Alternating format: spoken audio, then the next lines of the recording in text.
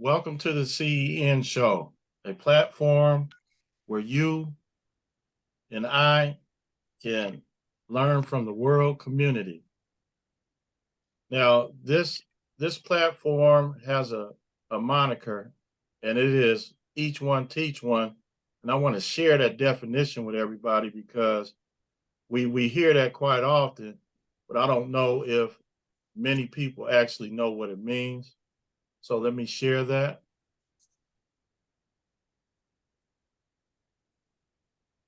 So the phrase each one teach one is an African proverb that originated in the United States during slavery when Africans were denied education. When someone learned how to read or write, it became their responsibility to teach someone else. The idea is to spread knowledge for the betterment of the community. And that fits right with the name of our organization, which is communityeducationnetwork.com. That's the website. But yeah, that's basically what we're here for. We want to learn, and we want to also teach what we know, and we want to learn from other people. So now I want to take everybody to our new. We have a new a new new podcast here. So I want to show everybody that I'm going to show you on the website. Then I also want to show you on YouTube. So let's take a look. So if you go to the podcast section on the website, communityeducationnetwork.com, and here we have Your Money Matters with Sister Making It Happen. And she did 3 shows already. And you can check them out on the website, which is a audio platform.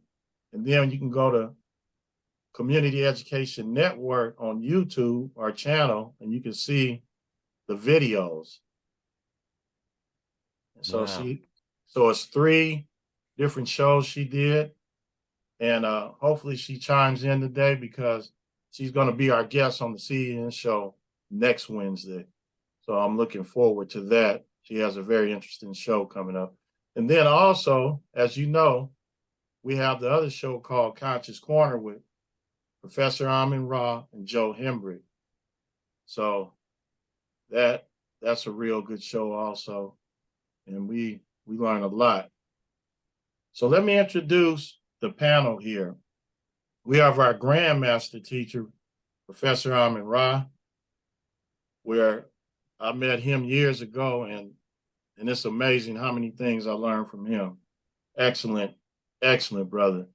We got Brother Hood. Brother Hood is another member of ours, a team member, and matter of fact, he's responsible for our guest this evening, which I'm introduced. So Sister Making It Happen just came in. So she's here, and she's one of our team members that has the podcast, Your Money Matters. Then we got another master teacher here, Brother Machinda, out of Louisiana, by way of Compton. So that's another one of our Grandmaster teachers. And then we have our guest invited his cousin Tracy. Glad to have him here this evening. And so let me introduce our guest. He came on with us. As a matter of fact, I'm gonna show you the show because it was awesome. Brother DX is our guest, and he came on, and he did a real great job. And it's right here. The show was Astrotheology, the Bible codes. And you know, we're fairly new, so we don't get those thousands of views yet. Hopefully we will, because we think our information is very pertinent. And brother kicked in with 264 views, and that's a big one for us. So really appreciate him. Brother DX this evening, he's going to talk about hip hop music frequency shift. And I'm real interested in hearing about that. So Brother DX, welcome back. And matter of fact, Brother DX has joined us also as a team member. And when soon as Brother Hood get his Brother Hood, Brother Hey, Hood, what's up, man? I'm did here. you give me your bio? Are you on the section? Have you been have did I get your bio already? Uh, We got to you know what, check brother? that. I'm gonna hook you up. I'm gonna hook you up. I Okay. haven't done it yet.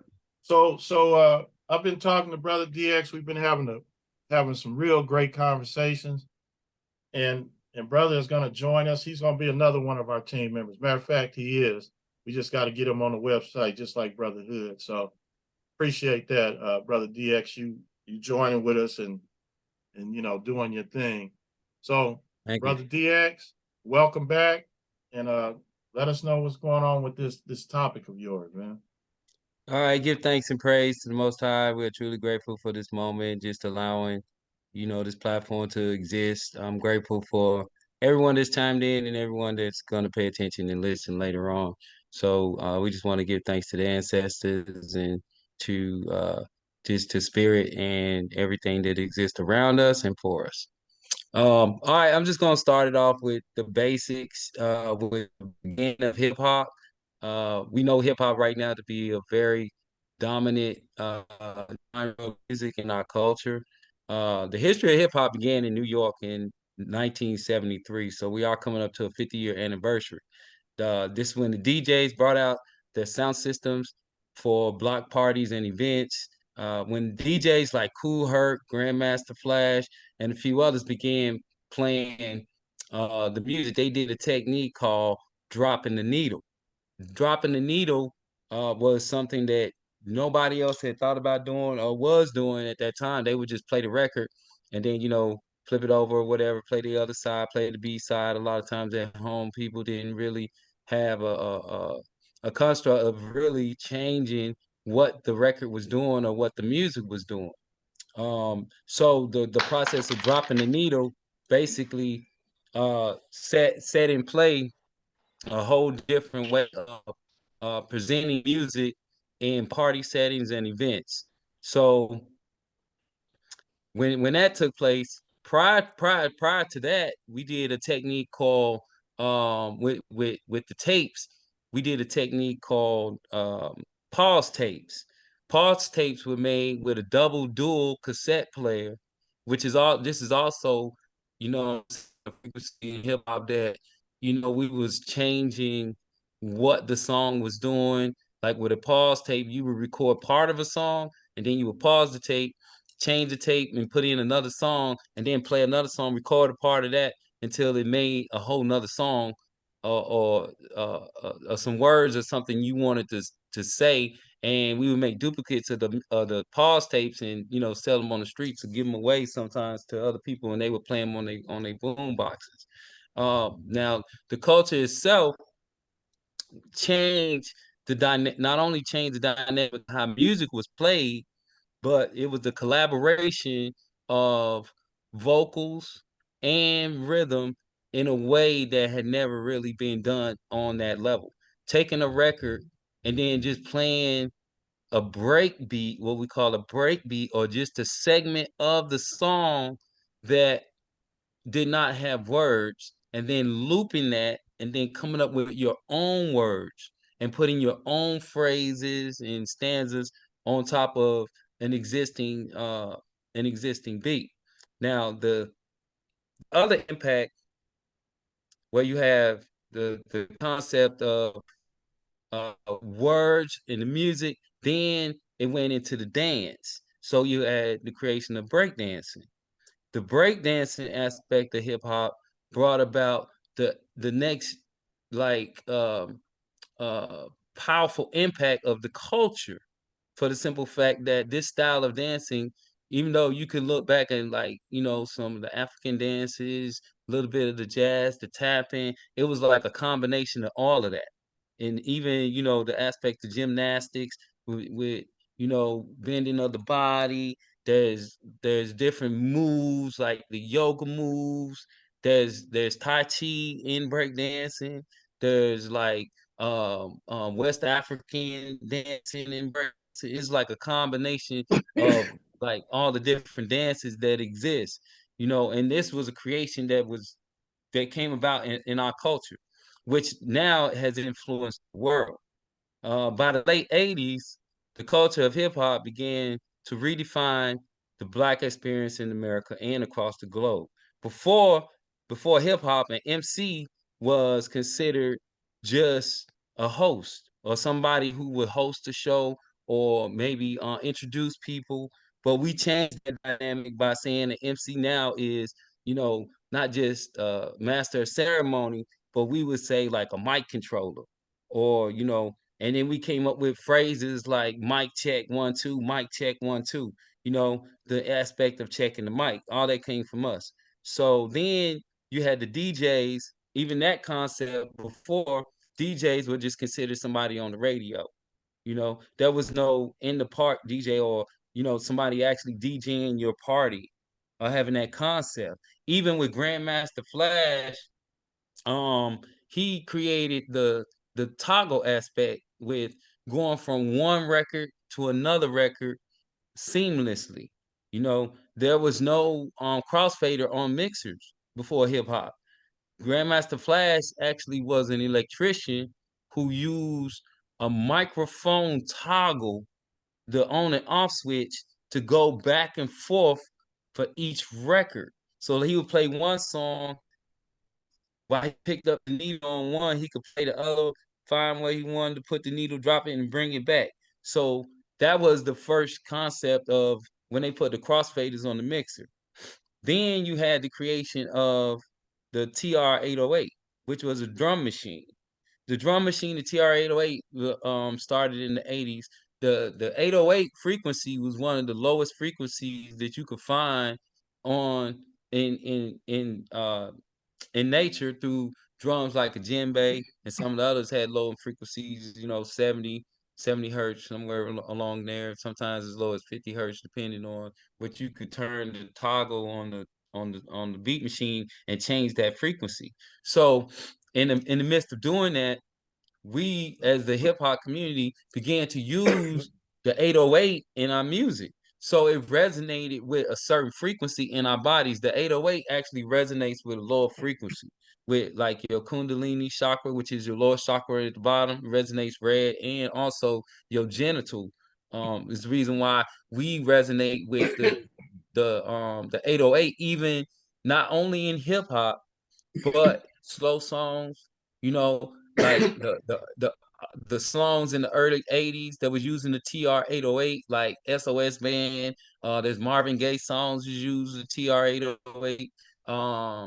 A lot of the bass music that we had got, coming out of hip hop with Luke and some of the others, was using the TR-808 in that frequency because it was easy for you to relate to something that was material.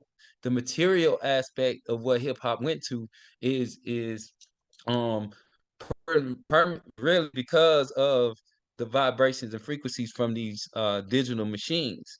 Before, um it went once the corporations got wind that hip hop was going to be, something that they really could not stop. Even the concept of beatboxing, comes from the Sand tribe in Africa and the Bushmen, using the clicks and ticks to communicate. And we did the same thing, using the clicks and ticks to communicate and portray the sound of a drum or a beat machine. All right.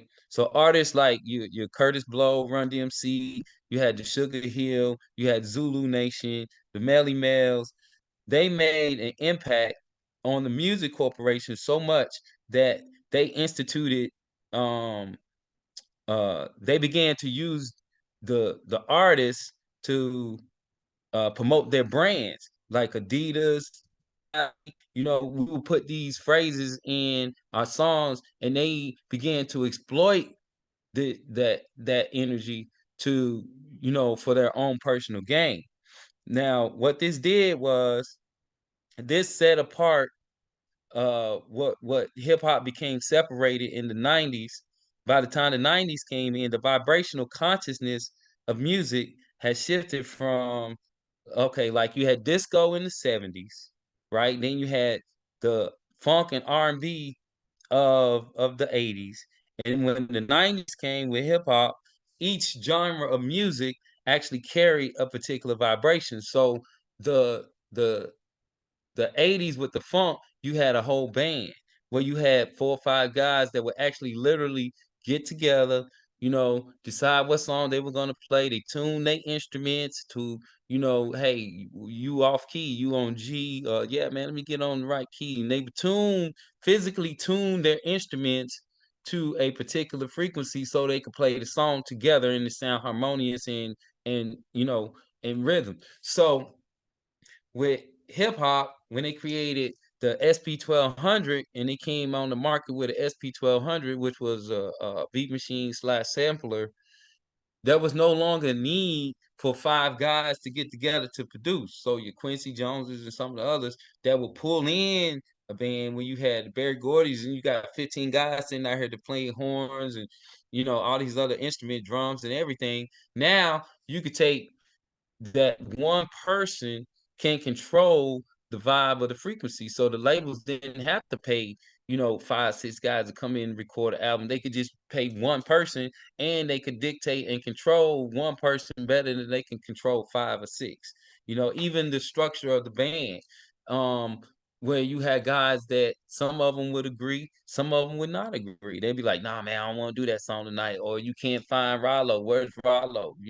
He, somewhere and it messed up the dynamic of what the band doing if you got a show and some other things. So breaking it down simply for the labels is to have a DJ and an MC, which became a very strong dynamic in the early 90s. That concept of what music brought, a duo. The unfortunate part about it is because the industry then took a separation from commercial and then they created an underground. The underground element was the element of teaching consciousness, and they kind of shunned upon those who quote unquote went commercial. So your underground artists would include the ones who didn't get a lot of quote unquote like radio play. All right. Then you had the movement um with freedom of speech. Because once the separation came and you had underground artists that felt free to say whatever they wanted to say, and the industry and corporations realized that they could capitalize off of people people sorrow, people are hurt. We talking about um even it's like the battle between a NWA and a De La Soul, so to speak. Where you had an NWA that promoted a gangster image, but at the same time, it was something that all young youth at that time could resonate with. There was crack in the neighborhood. There was a Shirley Strawberry that came up to the hood, and at that particular juncture of hip hop, people were speaking what they experienced and what they knew, as opposed to now it is shifted to what you would want to be or what you want to be and what you think you can, and it's a floss mode, so to speak, as opposed to a reality when we were speaking our truth. A part of that truth um created the freedom of speech. So you had the battle of freedom of speech where were Two Live Crew, your Two Shorts, the Ghetto Boys. They all actually went to court and fought for the right for us to say what we want to say on a record, even though years prior to, everybody said what they wanted to say. You had your Andrew Dice Clay records, you had the Richard Pryor records, your Mom Made records where people was cussing in public and everything else. But when we came and did it in the hip hop generation, all of a sudden now it's a problem. So we changed that dynamic. They had to put cursory advisories on the record just to let people know, like, okay, this record is such and such. So they went through this whole thing to shut down the frequency of positive music. So they wanted to elevate the gangsters because with the 808, with the lyrics, with the promotion of some of the poverty aspects of our community and glorifying that, you had the next culture that was underground came with your KRS Ones, it came with your poor righteous teachers, your brand Nubians, your X Clan Paris, Diamond D's, your Gang Stars, the Flavian. These were instrumental artists that came to elevate the vibration. when we first started, we was in a heart chakra. Everything that we did, it was from the heart. We doing this about love. We in our communities, bringing about uh, cultural events, playing music, people having a good time, creating that environment through our social and economic struggles. We still had a positive way of expressing ourselves through the breakdancing, the graffiti, and allowing hip hop to be a part of our lives. All right. When you had artists that could teach you and tell you something a little bit different, teaching us about history, telling us about economic struggles, telling us about that we God, that we should not have fear. We had artists that was doing that, but subliminally and systematically, those artists didn't get airplay. The Public Enemies got in from time to time because they was in the movie. Your Run DMCs got in time to time, they was doing movies. Then you had the Fresh Princes and some of the Ice Cubes that got in on the movie level, but their conscious music itself was shunned to the side, to the left. It wasn't something that the labels would promote. That this song would be played on the radio 6, 7 times a day. If it's gonna tell you that fuck the police, you're not gonna hear that 6, 7 times a day on the radio. Even though it's a lot of us feel like that, and they're not gonna tell you don't eat beef. Beef is a killer. You got so many artists that were promoting goodwill information, what I'm saying, deep concepts, and we were elevating from the heart to the throat, where you had a DMX, coming from the throat, your Kumo D's, how you like me now? The throat chakra, and being able to speak and articulate with these words, and putting out a vibe of people that pay attention to what you had to say, and you had the music behind it. So once we get to the third eye chakra up here, where people's consciousness is being awoken, it dropped and went right back down to a lower frequency of vibration because none of the artists that was elevating being on the radio. So the radio, the airways coming out, what you hearing and what you resonating with every day, 15 times a day, the corporations, they couldn't afford to allow the powerful expressions of Black pride and self-esteem to thrive on its own without some guidance from them to tell us what's good or what's bad. The dynamic, uh, the dynamic then fused with a monetary discipline. They took hip hop and fused it with R&B to make it acceptable to the mainstream. So taking a rapper, then the hip hop industry is the only industry that had to make 2 records. You had to make a clean record, then you had to come and make a record for the streets, or vice versa. So they could play the music with all this cursing and everything else on the radio, but they beep it out. So that changed the dynamic of the vibe. When you got and this and that coming in over your verse, and then they put in a female singer or somebody in the midst of on the hook to get you catch in a certain way, and then they can promote whatever they want through that music. The shifting of this collaboration effort coming from 4 or 5 guys being musicians to 1 or 2 guys, one playing some music, using the sample loop from the original sounds of these men playing this music. That's why we resonated with hip hop. That's why we resonated with the samples, because it was a frequency that we didn't have to totally create. It was already there. We just took it and looped it and changed the dynamic of what it was going to do for the people to make it fit what we were doing right now, presently. So you have the West Coast, they gravitated towards the phone. If you listen to most of the West Coast, with your Dr. Dre, some of the other producers coming out of DJ Quick, and a few of the others, they gravitated towards the funk with the energy of a George Clinton, Roger Troutman, the Zap, the Gap Band kind of energy. Now, the East Coast, on that same note, because of the influence of Harlem, they gravitated toward jazz. So if you listen to a Tribe Called Quest or Talib Kweli, some of the others, they have this jazz influence. DJ Premier, they have a jazz influence behind them. This is also a frequency. The reason why the West and the East Coast just sometimes battle and didn't get along because we're vibing on two totally different frequencies of how we thought music should sound and what it should do and how it's supposed to resonate with the people. When you start you get like a Bone Thugs and Harmony. You get a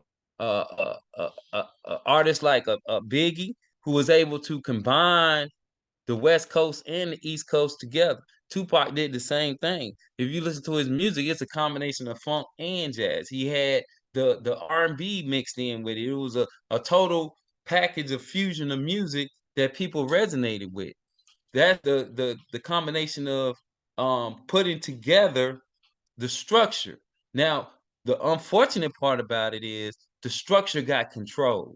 When the structure got controlled, they were able to lower the energy level, lower the vibration, and only promote music that would bring about a negative type of a negative energy. If you look at it now, all of the rappers and artists that are in hip hop switch from being like a Big Daddy Kane, a Heavy D, to a little this, a little that, a young this, a young that, bringing down once again the whole masculine energy of what hip hop was at first. When we had our Timberland boots, it's controlling fashion. We had our rope chains. We had our 4-finger rings. It changed. We controlled fashion. Whatever we did, that's what the world was on. If we wore a hat backwards, then is your hat backwards, because that's what the hip hop culture is doing. Right now, you look at the hip hop culture where it's shifting of what's the mainstream of what we call mainstream. Hip hop is still controlling, and I also notice, and then I ain't gonna go too long on this, but I also noticed the shift in the the drug of choice. Okay, in the 60s, you had a revolutionary movement where people were free and open, and then it was on like the psychedelics and the acid. Then when it shifted to the heroin in the 70s, you get your disco and people dancing, having a good time that way. Then you get to the 80s, it shifted to like a cocaine, and that brought about the funk, which slowed down the disco and made people groove a little bit different. Then you get to the 90s, you got a hip hop generation, the first seeds of the underground with consciousness. Everybody was on marijuana and rolling it up, but we weren't rolling it in paper. We started rolling it up in tobacco leaves, getting back a little bit closer to the earth. We and that in itself creating the whole alchemy of what the elements have been doing for all these centuries is creating a source of life and survival and communication through rhythm and vibration. Just like when we was in Africa, we played the drums to send the message. Do, do, do, do, do, do. The first record that came out with Melly Melly, it was the message. Do, do, do, do, do, do. Broken glass everywhere.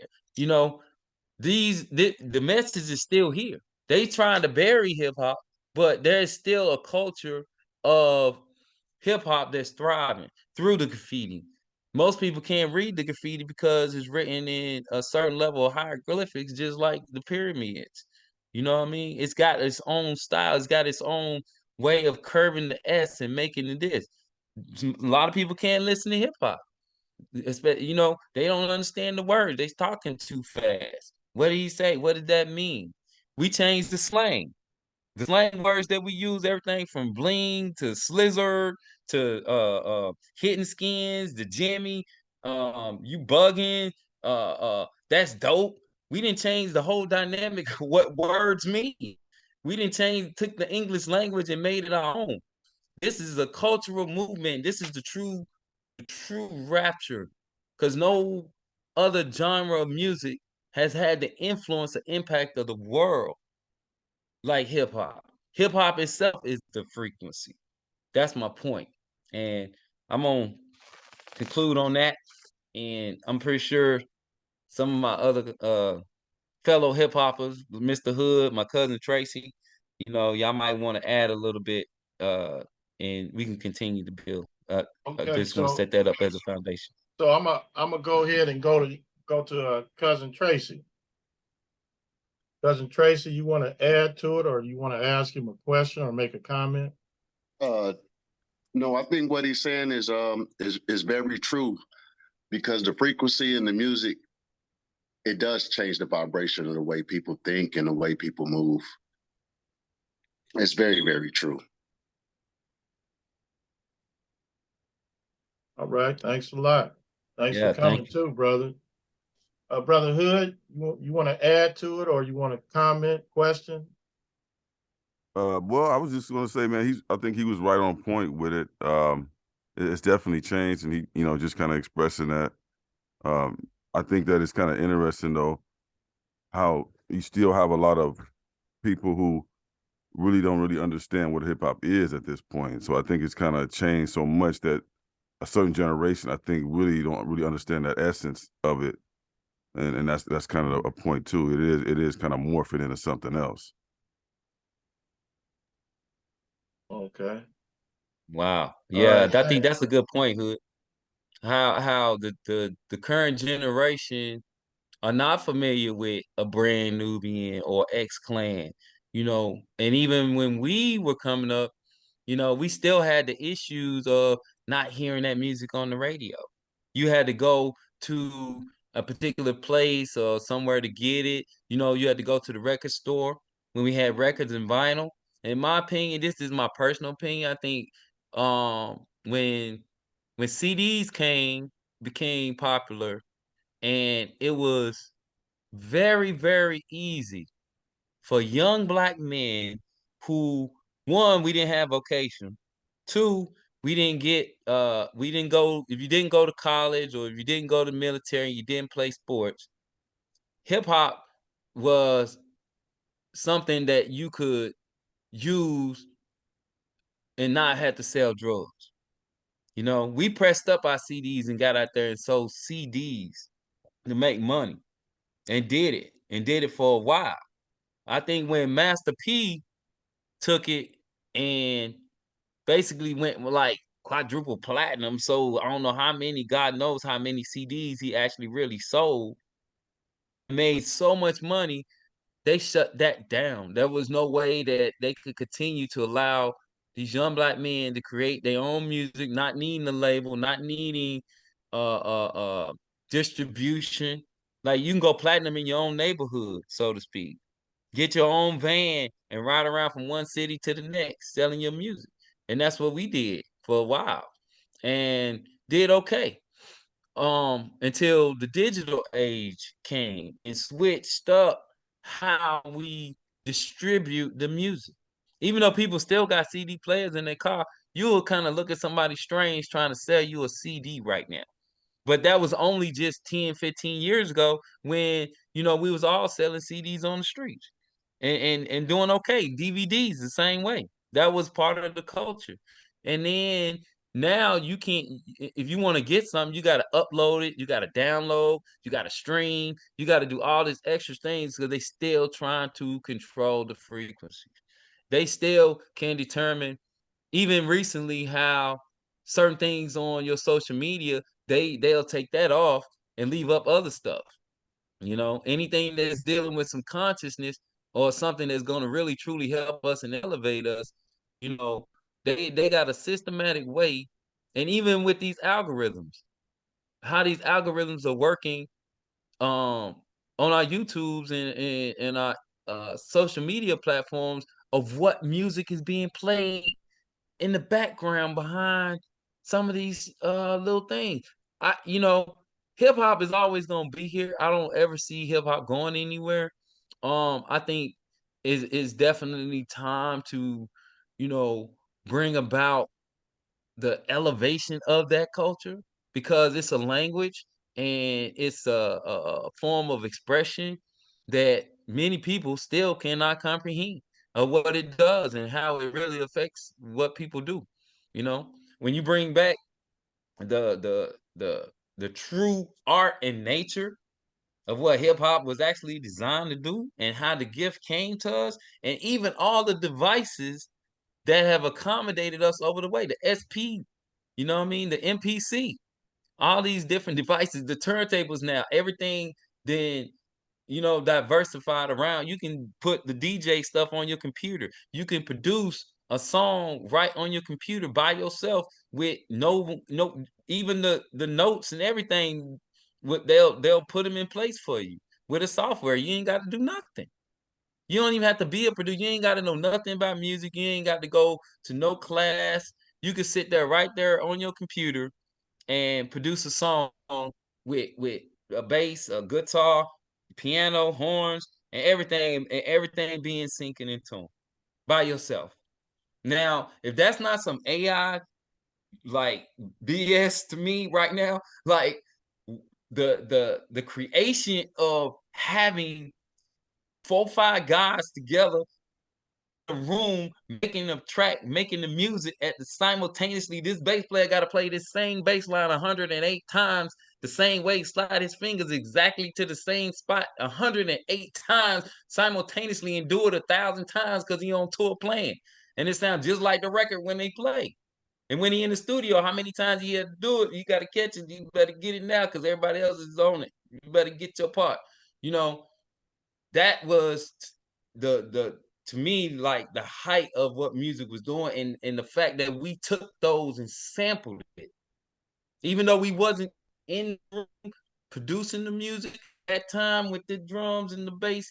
The fact that we could take that frequency and loop it and still produce and create the right dynamic for our people. Like you can get you can feel this what he's saying because he's on a Marvin Gaye track in the back. Even now they redoing the hip hop. They re-sampling samples. Like you gonna sample the sample? This is just really mind blowing to me. Like I'm just sitting back watching it, and you know, I'm hoping that eventually there will be like I appreciate some of the avatars like a Kanye West or like a Kendrick Lamar, where if you really listen to their lyrics and their message, you know, it's like they had to play a game to get their point across. Like they really took on an avatar type of energy. Even Tupac to me was an avatar. You know, just taking on a different persona in order to get a point across. But really, shoot, you really trying to stir some stuff up, you know, which is what hip hop is a revolutionary tool. Okay. Well, I'm gonna go to the ladies. Okay, Sister Okay, Aziza. ladies. Sister Aziza, Good afternoon. how you doing this evening? I'm well. How's everybody? Good. Okay. Glad you're here. Any comment, question for Brother DX? Um, no, not really. It was interesting to hear him, state all these things. And I just find it very interesting. Thank you. All right. Thanks for Thank being you. here. Thank you. Sister making it happen. Greetings, family, Hotep. Peace and blessings Hotep. to everyone. So yes, I have lots to say, lots of comments and everything.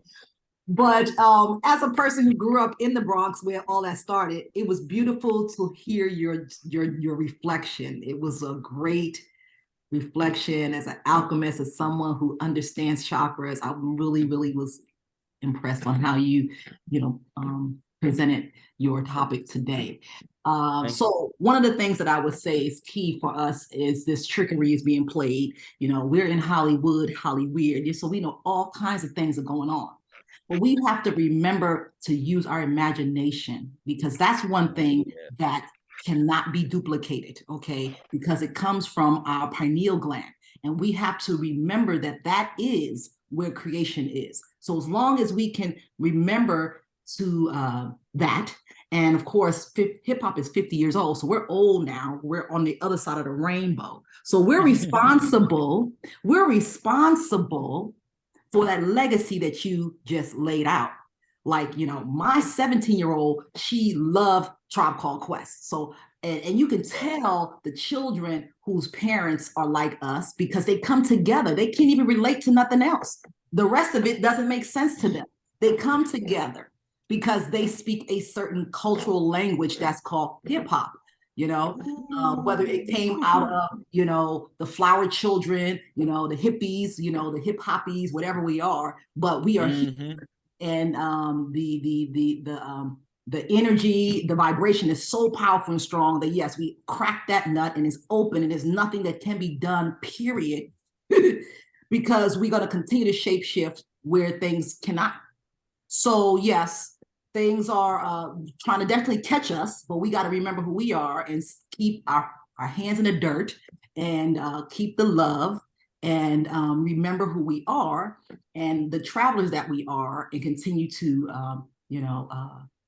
be that light for our children and our great-grandchildren and our great-grandchildren so that they can continue to use their throat chakra, use their voice to make the necessary changes and to be out of in the crown chakra at the same time and be able to go all through, because as grief, you have to be able to go through those levels. So sometimes you may have to be at that lower level, but then you got to remember where the higher level is as well. So that's what I wanted to add. It was a great presentation. And yes, things are still being controlled. Even we're fortunate enough to be here, right? So we got to get in what we can fit in for however long we can get in before the next shift happens. So keep your imagination strong, let your children play, let them get out. And like I said, get in the dirt and let the dirt work its magic. Appreciate it. Now, we got Brother Kwabena here. Kwabena did a couple of shows related to music. And I want to get his take on what you were saying and if he could, if you have any questions or anything. Kwabena, thanks for showing up, brother. Appreciate it. Oh, you're welcome, brother. Greetings to everyone. I just apologize for having some difficulty getting in, so I didn't get a chance to catch the whole presentation from Brother DX. But I am looking forward to hearing it in the recording. And this is the thing that we work on a lot: this issue of hip hop, understanding its 50th anniversary. Just seeing yesterday, Kool Herc, or the day they announced he was even going into the Rock and Roll Hall of Fame. Yeah, that's right. Still, sometimes kind of puzzles me how there's so much with that. But then we got a hip hop museum. I know Sisters from the Bronze that they're trying to put in the Bronze, but some struggles out there because of the involvement of Africa Bambaataa. No, I forgot for Bambaataa with that, the recent allegations, well, not recent, but the allegations that he's been, involved in recently, the horrid allegations. So I know the struggle with that. But again, I can't really say too much again about your presentation, brother, because I only, like I said, I heard the tail end, and I am looking forward to hearing it again, and I definitely will listen and provide some feedback when our brother puts it up on YouTube. So I will check it out there. But I do want to say, however, though, that hip hop being a culture, and what the impact that it has had on the masses. I know Sister just talked about her 17-year-old daughter in Tribe Called Quest, and I do a conscious hip hop show. And a lot of times I get some of the artists that I've never heard of from some of the youth who hit me to some of these artists. Like hit me to Big Fred and D1 and others who are making conscious music. I get it from them. But the masses of our children and youth, too many of them, like my 17-year-old niece, loves some NBA Youngboy. And I see so many, and I see a lot of things about Ja Morant and what he's dealing with. And, and I look at the whole Memphis Grizzlies team the other day, walking into a game, about dancing about a song about killing people. Right. And I just think that, like Dr. Frances Cress Welsing said years ago, we talked about this right before she passed, or right after she made transition, check the video from her. And the minute 24 of this video, she said that rap music has annihilated the self-respect of Black people. She says it has annihilated. And I just think about the tens of thousands of African people shot and killed, either shot and or killed in the U.S. in the last several years. Tens of thousands of us be getting shot, man, and it's crazy. But what is the major thing that's promoting and pushing us shooting each other? the self-hate so associated with so much of this commercialized, controlled rap, and again, the frequency of it when you're constantly hearing N-bombs being dropped on you, dehumanizing you. You're constantly being told that you should, solve your problems by shooting and killing your own people. And sometimes it ain't even a problem. And the song is bragging about shooting and killing people. And again, we know that that's what's being pushed and promoted on the airways when it is heard on the radio or on popular um, websites or Spotify, because they play all that stuff unedited. The radio tries to edit it a little bit, but it's a constant barrage of negativity. The impact it's having on the masses is just, it's really something that needs to be seriously addressed. Seriously addressed. I live in the Chicago area. I grew up in LA. I live in the Chicago area, Gary, Indiana. And our city has been the murder capital for so many years until we lost population and such, where they don't even count us anymore. But living right in the suburb of Chicago, it's like, see what's going on there, see what's going on in Napa, New Orleans, Baltimore. I mean, we can go on and on, even New York. And again, one of the main things that's associated with is the lyrics in this music, which says, take each other out. Your life, you ain't worth nothing. Now, women, we're going to disrespect y'all. We're going to tell you to take drugs and be on drugs all the time. It's like, yeah, it's an issue that we gotta really, and it's stripping, and it's promoted and pushed by the Grammy, by the NAACP Image Awards, nominating songs and Future and Gunna and Young Thug. 2/3 of them then already got indicted. You see what they got indicted for, and then still gonna nominate them for an award. Image Award. You got City Girls nominated for an Image Award. So I work with the Clear Airways Project, and we struggle so hard with this stuff, man. It's really tough because we see what's happening in our schools. Hopefully it won't happen this year, but I think it was like 7 or 8 graduations got shot up last year. 7 or 8 graduations. Sweet 16 parties getting shot up in Alabama, and 32 children, 32 African youth, youngsters getting shot in Daysville, Alabama. And I guarantee you, at that party, they were playing songs about shooting and killing people. I guarantee they were playing Nardo Wick or Peace, and it's like, and who raps about, he hates the end so much, he's like the KKK. Who raps about shooting up your party? We just haven't, or I'm gonna hit your party up. We just misbehaved. So, I mean, I'll stop there, bro. But this issue of hip hop and its impact and the influence of it, and like you said, the frequency of it is having a serious impact on our people and the way we live. We shouldn't have to live like. We are under serious assault, and it's primarily mental. Now, I just want to add to what you were saying. You mentioned this. What is that artist, Young Boy or something? NBA Young Boy.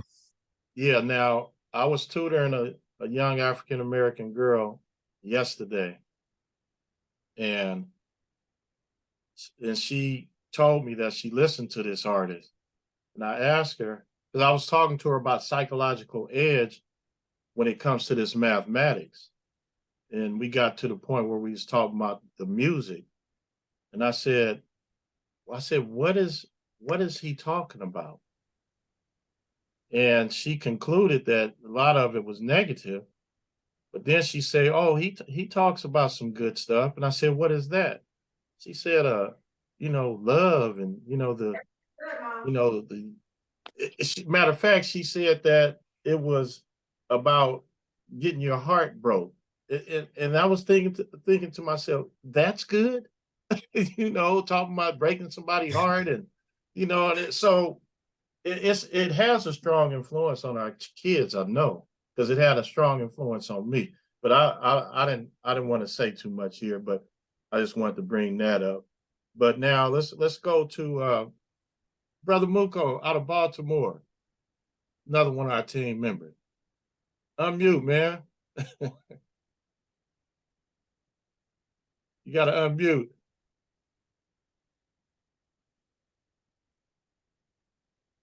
I didn't hear you, brother. All right, there we go. Can y'all hear me? Yeah, Brother Muko. Mute. Yeah. Okay, What's so going go ahead. on? Go ahead, man, and comment, question. What's going on? Well, what's going on, family? I'm glad I could Yes, sir. join y'all tonight. Definitely DX dropped some jewels. I come from Gracely. I was born in the '70s, so I was, hip hop very much well raised me, you know, Yeah. uh, into the man that I am with the help of my dad. But you know, um, I just it's hard to believe and put my mind around that we came from "Don't push me" because I'm Cause I'm close to close the to the edge, edge. going from that to uh uh some of the degrading things that we had now, like it's crazy. We went from the MC Lights to the Meg the Stallions, and Right. just seeing the transitions from the poor righteous teachers and the X plans, like you were mentioning, to the De La Souls and the Tribe Called Quest and the Native Tongues and all that, to the NWA. I mean, we have seen this degeneracy and phases, so to speak. It just didn't happen like overnight. You know what I'm saying? We still can't forget Two Live Crew. We can't forget bumps and the humps. We had a lot of we had a lot of degeneracy before it just became just totally just whacked out. Hip hop was had five different chambers, five different elements attached to it. Hmm. Like you were saying about the graffiti and the break dancing and the language and the art. The language of it. Um, me being a me being an advocate and an associate and a participant in hip hop. I mean, shucks, I still got hip hop videos on god daggone YouTube when I was in my 20s, 30s. You know what I'm saying? I've met hip hop greats. I knew Tupac personally. You know what I'm saying? I've met EPMD, E and PMD, both of them. You know what I'm Right. saying? I've did street teaming for Core Mega, Nas, the greats. You know what I'm saying? Some of the greats, some of the quote unquote new leaders of the new school, that are now old school. So seeing the phase and now having an 18-year-old who is really deep into hip hop and is a hip hop artist himself. Um, Even now, what he was raised off of, what I raised my children off of is like KRS Ones and the X Clans, the ISIS. They didn't really they got the negative with the positive, but it was also the element that was going on around them. You know what I'm saying? We can't forget the elements that was going on around us and the instigators that were going on around us. You know what I'm saying? You made an interesting point about sampling samples. I mean, come on, we got Just Blaze, Kanye West. That's all they do is sample samples. You know what I'm Right. saying? And but even looping and sampling the sample, you still catch a different vibration because you're only catching a part of a whole vibration that was going on. You know what I'm saying? When we making a Mm. sample, right? We're taking that sample and we're looping it, but we're also adding hi-hats, we're also adding snares, we're also changing what? The BPMs. Yeah. You know what I'm Yeah. saying? And even in changing the BPMs, you're changing the frequency. You know what I'm saying? Ooh, You're yeah. changing the frequency right there. So what we're doing They is we're it's nothing new under the sun, and we don't create anything. Okay, all we do is manage. So we're Manage. managing and rearranging frequencies. You know what I'm saying? Making them new Yeah. frequencies. Now, some of the new frequencies aren't positive, high vibrating Vibration. frequencies. Hmm. And when you add or look at all of that in the mix, and then most of us are doing it and not even knowing what we're doing.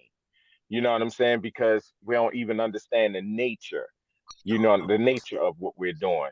Um, the nature of rhythms, cycles. We're only we tapped into a little bit of this. So I guess what I want to add to this conversation is we're always still learning. I want to add to what brother that was just on. Forgive me for not remembering your name. He said something really interesting about our grandsister Francis Cress Welsing. You know, he made it really clear. Francis Cress Welsing was the reason I stopped rapping. Okay, I put my mic down when and let me see. I don't want to quote this year wrong. I want to say it was 2013. Francis Cress Welsing came here to Baltimore. Reality Speaks brought her here, and she said to me, we were talking about hip hop, and brother hit it right on the he hit it right on the mark. She said to me that all hip hop is rhetoric, and I'm not going to lie. And rest in power to Francis Cress Wells. And I got an attitude with her that day because just like I told everybody in the space, I'm a former hip hop artist. You know what I'm saying? And I'm just thinking to her like, what do you mean it's rhetoric? What I do is rhetoric? And she said, well, young man, let me ask you a question. Can you let your children listen to your music? And I was like, yeah, I don't even cuss in my music. I thought I hit her, I thought I was catching on her point. She said, okay. She said, now let me ask you this question. After listening to your music, what changes? I didn't quite understand the question, but what she meant was the system of white supremacy still stands. And ultimately, you're still a failure at changing the system of racism, white supremacy to a system of justice. And when she hit me with that, she was like, if your music isn't changing the situation right after someone listens to it, then it's rhetoric. Tough pill to swallow. Francis was right. I hate the fact that I had to come to this realization so soon after she passed. But if it's not changing your situation in the most positive, the most constructive way, not just a little bit better, not progressing to a better way, because understand when we progressing, all that's saying is that whatever your job is that you're trying to, complete is not complete yet. So you're just celebrating incompleteness. You're celebrating the fact that, oh yeah, I'm making progress. All you saying is I'm not complete yet. So I think we're in a culture now, and we're in the stage now where we're celebrating too much, especially when it comes to the music and every part of our situation, that our life that we're in. We're celebrating too much, and we're not concentrating on correcting or solving the problem. And it ties in even into our music.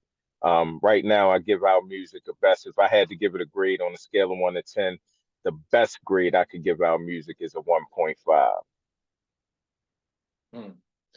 Okay, brother. Let's get Brother Mashinda to chime in. Brother Mashinda.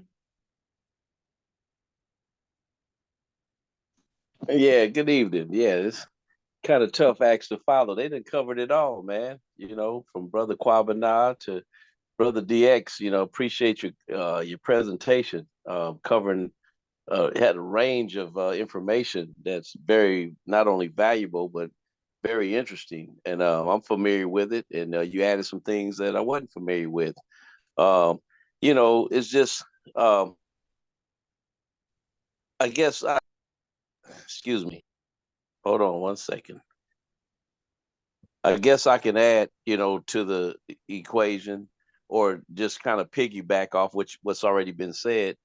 The uh, the inception of hip hop, and the cultural expressions in neighborhoods and things that are going on at that particular time in the world of people, you know, young African people expressing themselves in the community based on, relative to their own experience, bringing it to light, and bringing music and beats and things that, to a very creative, situation. And so, um, and then it turns into commercialization. Man, I was a big fan of Carius One, and I still listen to his lyrics, and the lyric, that house niggas, Let me see. How should I start? If I say stop the violence, I won't Won't charge. charge. Mhm. And so if you stop right there, it's like, maybe I should write some songs like Mozart. And then say, of course, many people don't believe rap is an art. So what happens is that right there is not only profound. That was deep in my day when I was young and I paid attention to that. And and then they talk about NBA Young Boy, and you talk about the little Boosies and all the different folks that are out there in their own communities expressing what's going on. So in real time, people are still experiencing things, but then again, it's you got the culture vultures. You hear those terms, culture vultures, and different. But the commercialization it's all about making money, and so if you can take somebody that's half baked and they look halfway like a certain image that they're looking for, because the marketing kings, the people behind the scenes, the geniuses that understand the subliminal seduction of the mind, they play on our children, and our children are the biggest consumers of hip hop. Of course, us grown folks, we were children once, and teenagers and young adults, and we went through our phases.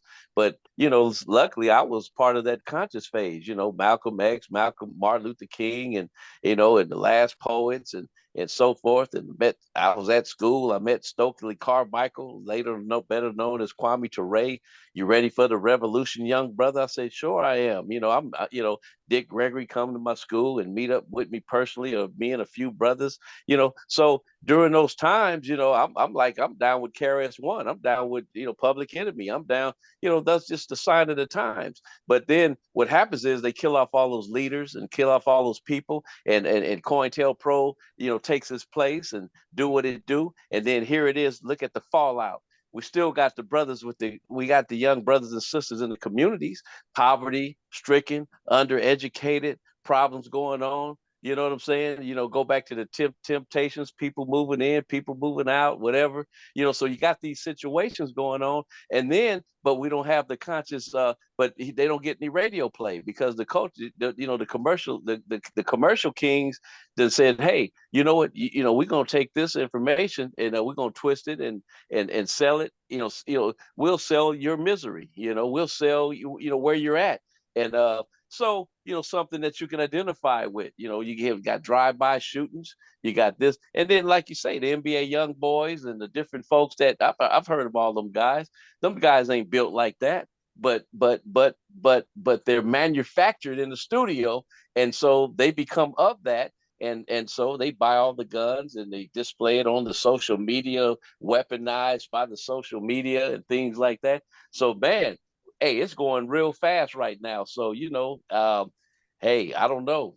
But anyway, I appreciate everybody that came on tonight, man. I just had to ramble on because I don't have nothing more to say. I'm in agreement with everything that I've heard tonight. And but it's moving real fast. That's all I can say. All right, Brother Mashinda. Sister Making It Happen, before you go, can you tell us what we're going to be doing next Wednesday? Greetings, yes, fam. So before I have to leave, excuse me, next week we're going to be talking about the history of Mother's Day from ancient Egypt to modern times. So we're going to get into a discussion about the archetypal mother, the female energy, and as we prepare to honor our mother during this time of Taurus season, the Earth zodiac. We're gonna put it down and have a good conversation. Peace and blessings to all. And if you're available, I look forward to seeing y'all come out. All right. Thanks a lot, sister. All right. Brother Hembrick. Brother Hembrick. Sure. Hey, y'all in another world. I was born in the 50s, so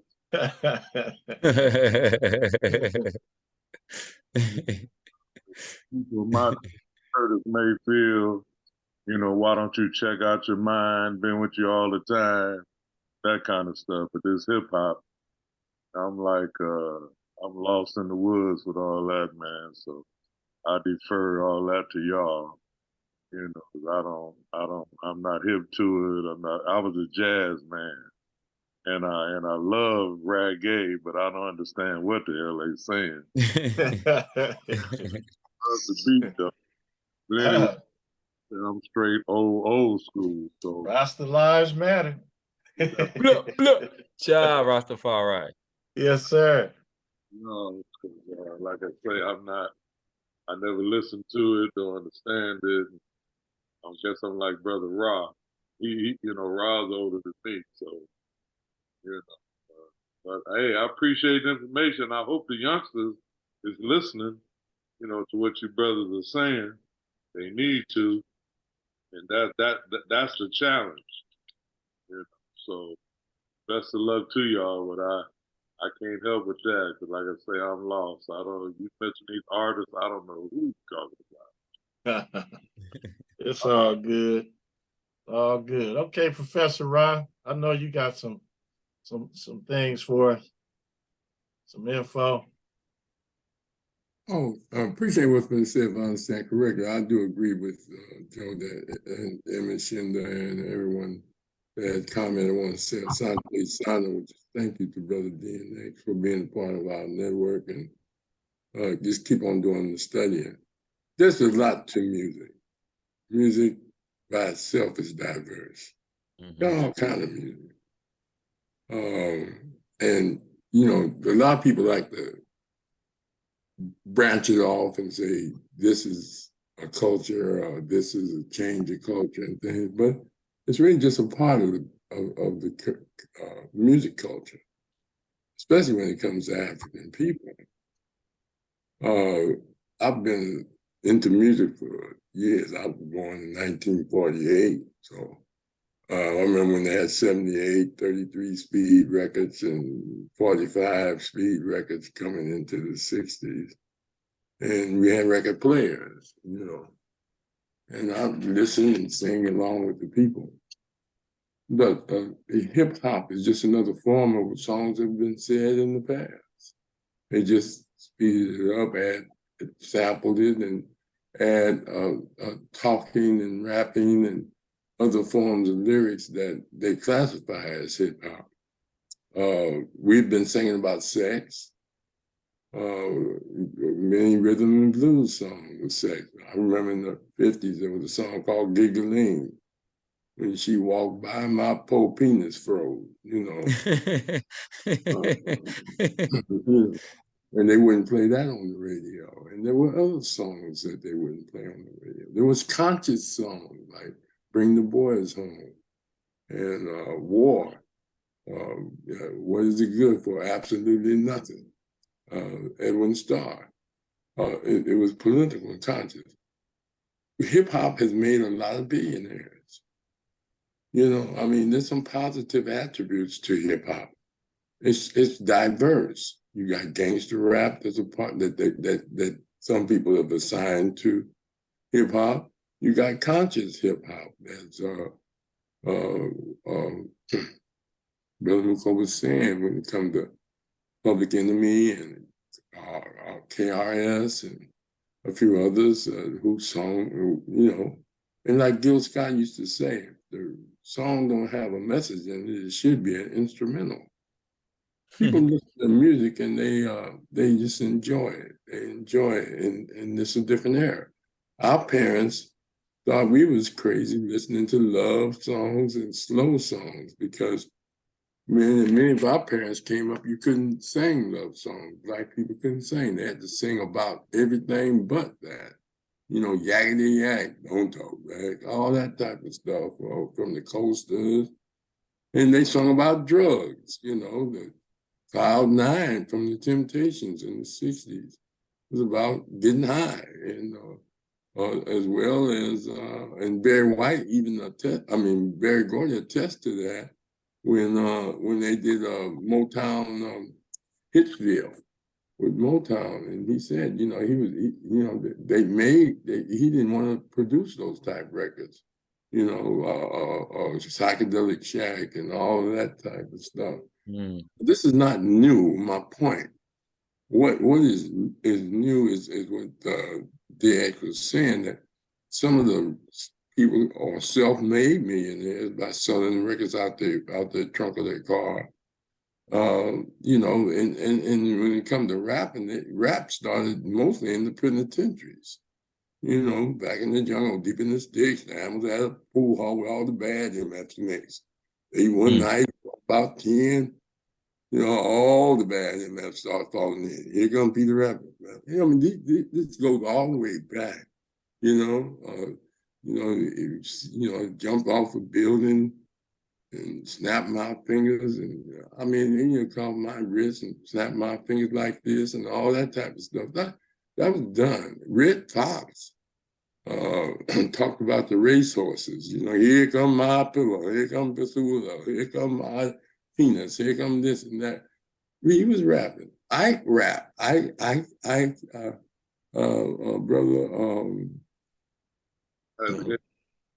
What is his name?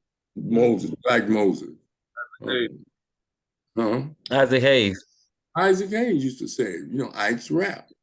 This is way before brothers started rapping hip hop. Hip hop is for a new generation, as Brother Henrik said. Y'all can listen to it and you enjoy it. You got some positive hip hop, and you got some negative hip hop. But it did produce people like Ice Cube, who's a multimillionaire. You got Jay-Z, multimillionaire, a billionaire, as they say. You got Suge Knight at one time, was big with Death Row Records. But you had other people with other record labels that was nice. And you had some people. The biggest purchaser of rap music is white people. Everybody know that. You White can't females. right? White people buy it and rap it. You understand? And it's not Vanilla Ice they buy it.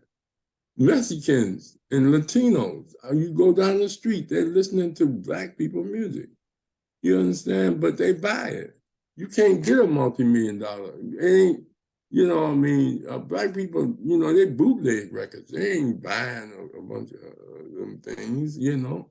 And so my point is that it's a beautiful thing. Some of the artists that have come out have made some beautiful music. Salt and Pepper made some business. I think Missy, I mean, you listen to that sister, she's saying, you know, no cussing.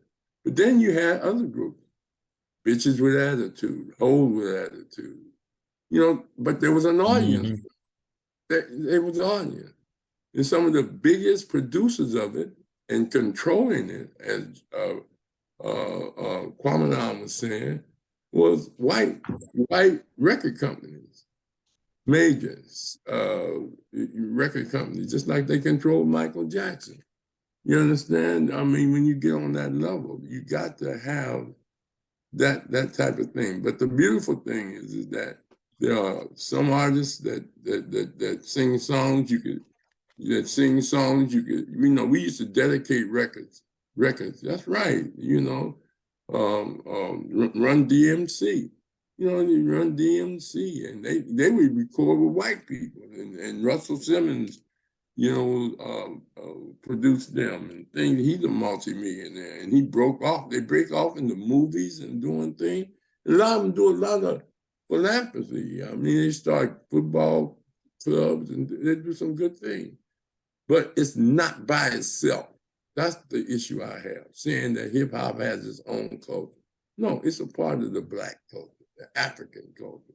And when they say it's part of the Caribbean and the Latino, they talking about the African aspect of it.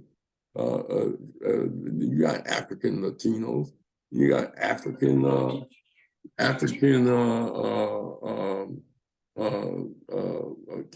the Caribbean is nothing but Africans. That's how they got it. That's what the word Caribbeans mean. They was carried over there. You understand? So only thing I can say is, brother, keep doing your study. Keep talking about the vibe and the rhythm of Afro rhythm. You know, an artificial intelligence. Yeah. Young people start getting into rap because the same way we got into basketball. It was a way out. You know, it's a way out. I mean, Snoop Dogg started at Long Beach Poly. You know, and a lot of them never did finish high school, but they could rap. That's what we used to say about the kids. You can remember how to rap about hip hop. Again, some I forget when it came out. Little kids were walking down the street doing that song. But we ask them to remember the ABCs or ask them to remember math equations. They can't do it, but they can remember the music. Some people added music to education.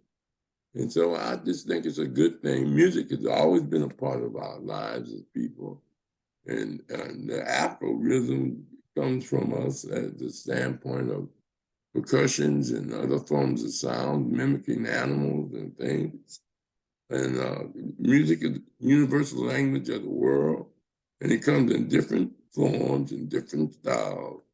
And nobody have a monopoly on it. And as I said, I just believe hip hop is just part of the regular culture and popular culture of Black people. That's a fraction. Because other than that, what purpose is it? I mean, what is the purpose?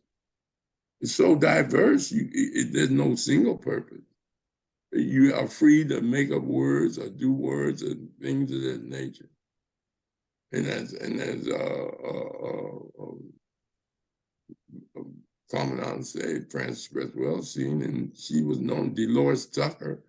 She was filing suits and trying to stop gangster rap. Then Maxine Waters came and defended the rappers. So you have that diversity. But and I'm like Joe Hembrick. I'm going, I'm whispers, but they talk about sex. Marvin Gaye talked about it, not just in love, but sexual healing. I mean, you got it. It's all a part of our creativity and making a way out of no way. And then lift our minds and consciousness through lyrics and through song. So music is a tool. We had liberation songs, we had revolutionary songs, we had poetry going all the way back to the beginning of time, and so of our existence. And so you put some music with it, some rhythm with it, and then you call it rap. Go listen to some of the whole album. And old poetry, Don Lee and Hakeem Adébouty, and all the women too. Great poets, always have a lyric. And as Dorothy Heights once said, it's okay to rap and talk about what it is and what you're going through. But it's also important that you rap about how you want it to be. Wish it to be. So keep up the good work, Brother DX. That's it for me. Thank you. Brother DX, that's Erykah Badu. Erykah Badu? Who was the first picture? With the female? I wasn't even looking at it, but who's the first picture? Oh, I had Run DMC up at first. Oh, Run DMC and then Erykah Badu? Okay. And then Lauryn Hill. Lauryn Hill, okay. Oh, Jesus. It's Erykah Badu right here. She do the R&B, but her culture still hip hop. How she do? She really on hip hop. Call Some people Tyrone. consider her R&B. Yeah, they call Tyrone, a few Call others. Tyrone. Come get your. Yes. Now, Cause she DJ her own shows. She'll DJ before she perform. Oh, okay. She'll like DJ her own shows, and she produced like with the MP and all kind of stuff. Ooh. All right, Brother DX, you want to close us down now? We're gonna take our pause. Sure. What's your last words, brother? I just really want to thank everyone for participating tonight, and I just kind of leave everybody with, does life imitate art or does art imitate life? And I think that's the sum up of what hip hop is and what music is. I really like the way Amara kind of put it, that this is just another evolution in our journey that is allowing us to be free to express ourselves in a certain way, and just the connection, from the Barry Whites and the James Browns, and just how you could see the reflection of the past in the present. I think he just kind of put that together for me, you know, in a really special way. Just seeing the it's like the same thing, just different people doing the same thing for our generation, you know. The Barry Whites could be compared to the Jamie Foxxes and some of the others, you know what I mean? Like it's all reciprocal and coming back like full circle just in a different way, you know. I would like to see one day like a hip hop duo, a male and female duo. Like a Peaches and Herb. That's the one thing we haven't had.